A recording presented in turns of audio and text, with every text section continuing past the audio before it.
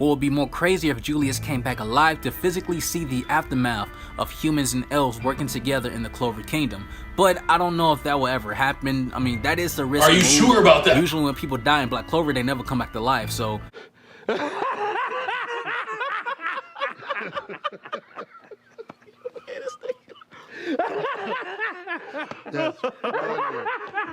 Well, that video aged well.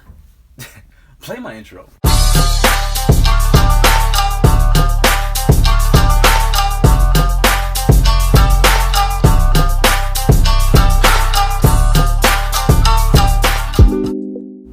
I am fully convinced that Tabata is a troll. Now, what I'm about to say, I want you guys to listen to me closely, alright? Now, after I'm done saying this, we're all going to be in agreement that, okay, Tabata is definitely a troll. So we all know about the story about Jesus Christ and how he died and rose on the third day, right? So in the Black Clover anime, episode 93 that aired on Tuesday, Julius died on Tuesday.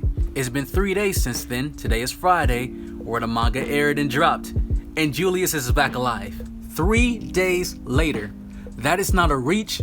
That is not a coincidence. There is some strong Jesus influence while Tabata was writing this character. If you tell me that's not strange to you, you're lying.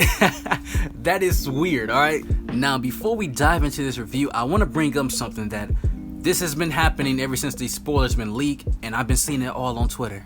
I see a lot of people talking about they are dropping the series because of these spoiler leaks that Julius is back alive. Before anybody knew why Julius was back alive, we just seen an image floating around on Twitter that Julius was looking like a 13-year-old boy, saying that they're done with the series, but they were just hyping up the series, this arc, and once this happened, they're done with the series. It's weird, right? That, in a nutshell, are just fake fans. You know, there are people that just ride the wave, and once that wave is no longer wavy, they hop off. Those are just people that just like to follow trends. You know, I really don't have a problem with that, because that's not why I brought this up. My issue is that people that are fans of this series are being told that they are fake fans too, because they don't like that Julius is back alive. Now, let's get one thing straight.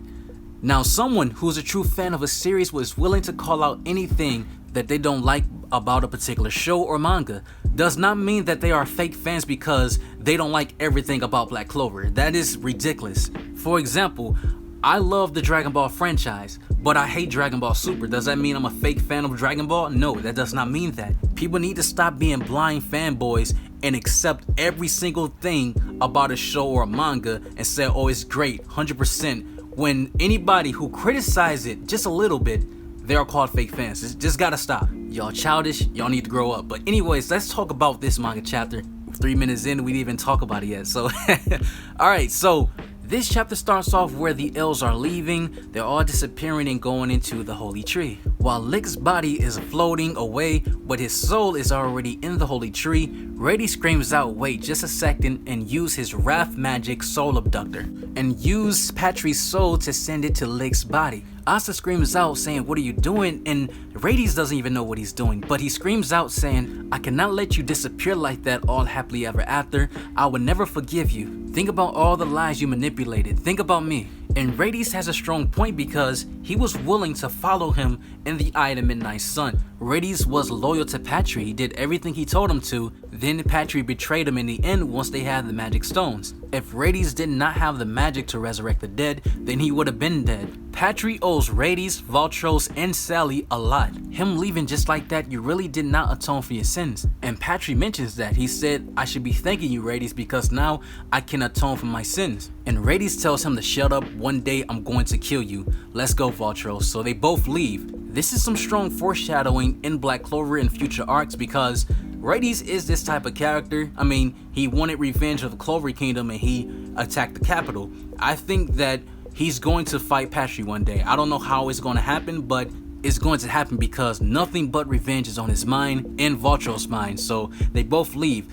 I was thinking that maybe if they would have stayed, they would have joined the Black Bulls, but now I'm thinking that it's probably just going to be Sally. Now we have the 4 elves, Raya, Vetso, and Vanna, and Patri are now staying in the series. I really like that. Then William and Patri finally meet each other for the first time physically, and William says to Patri, I would have never thought the day would come where we'll be able to actually touch each other like this because they just been inside each other's bodies, but spiritually. They never met each other physically. So, these are best friends. They have a strong bromance going on right now. So I cannot wait to see how they're both going to continue in the story. Them fighting side by side together, I cannot wait to see that. That's going to be awesome. Now, William and Patri tell Yami that I know this is a selfish request, but please take us to Lord Julius. And Yami was a little hesitant at first, but he says fine. Then you see the destruction of the Clover Kingdom. It looks very bad. We finally get to see the aftermath of the war. The Clover Kingdom looks very bad. It's damaged everywhere. So we gotta prepare ourselves. It's gonna be a lot of rebuilding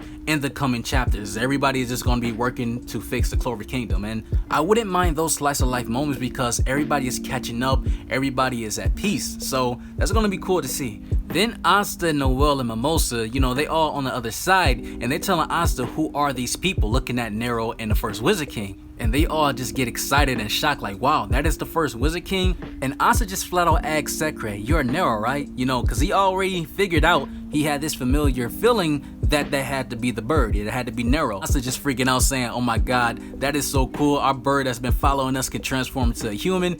And Nero tells him that I've always been a human while she's grabbing Asta's cheeks. And it seems as though Noel is a little jealous because she's blushing. She's like, wow, that annoying bird has been following us the whole time and it's actually a girl and she's cute. I think Asta's harem got worse because the first Wizard King, he leaves. He tells Nero, I want you to carry out and watch the next generation for me. And Nero doesn't want to leave because, she wants to stay with the prince. She wants to go with him, but his body is breaking apart and his mana cannot contain this body. But right before he leaves, he tells Nero that the ideals that I strive to be are now passed down to Asta and his childhood friend, I wonder which one is going to be the Wizard King first.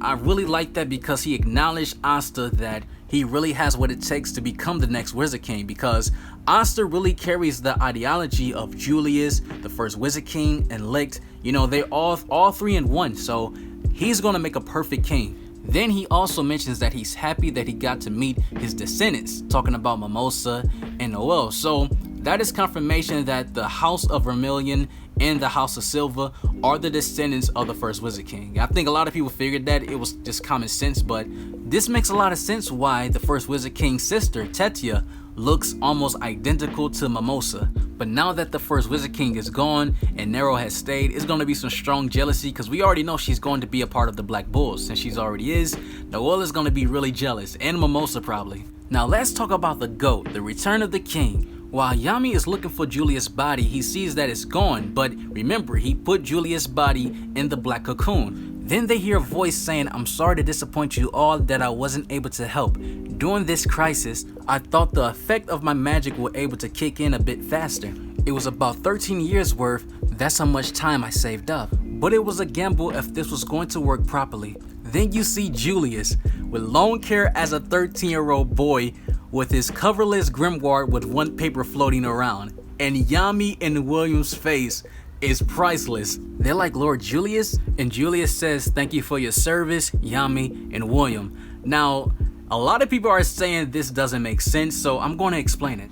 The symbol that's on Julius' head when he died and disappeared is a magic Nordic rune. And by the way, shout out to the person that sent me this on Twitter because he actually showed me the symbol and showed me the background of this symbol. Like, he said he doesn't want credit for this, but I'm going to give you credit anyways because I knew what the symbol was, but I did not know the background of the symbol, and you showed me that, so shout out to you. But to sum it up, this symbol is also a symbol of a ritual to heal things. That is one evidence why Julius is back alive. But also, guys, remember in the earlier chapters when Julius was fighting Patri, the way his magic worked, the time magic that is stored up, I can use it however I like. When Julius came back in this chapter, he said that the time I saved up to come back was 13 years. So that means that this ritual, well, not the ritual, but the symbol that's on his head was the 13 years he saved up. So when he died, he can save up that time, he can stockpile that time and come back as that time. That's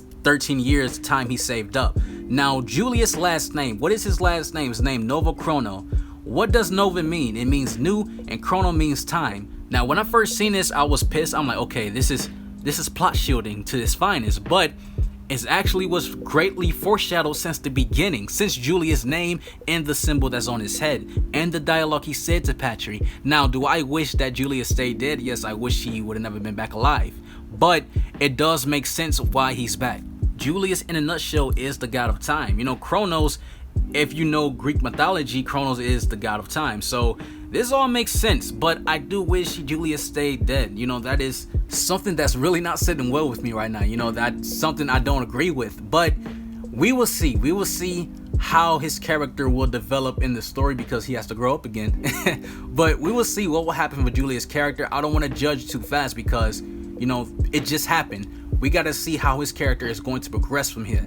So with that being said, I'm going to end it here because this review is so long right now. It's a lot I want to talk about, but I will save that for other videos. So if you enjoyed this review, make sure to smash the like button for me. And if you're new to the channel, subscribe for more content. I'm J Cloud and I'm out.